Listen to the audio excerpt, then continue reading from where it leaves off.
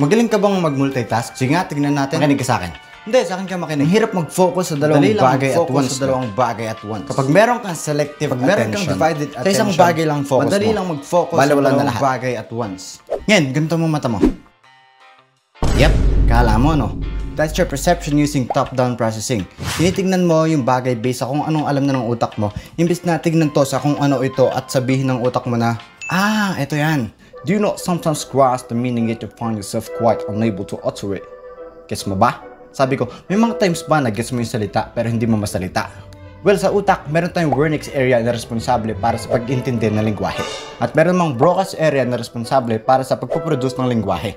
Kaya kapag ganun, na-process na ng Wernicke's mo yung lingwahe pero yung Broca's hindi pa.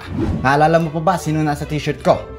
Well, kung di mo naalala si Lisa, okay lang yan dahil limited lang ang capacity ng working memory mo. Nagpe-pay attention ka sa mga bagay na sinasabi ko kaya wala ka ng oras para mag-pay attention sa mga maliliit na detalye sa paligid ko. And that's everyday cognitive psychology in 1 minute.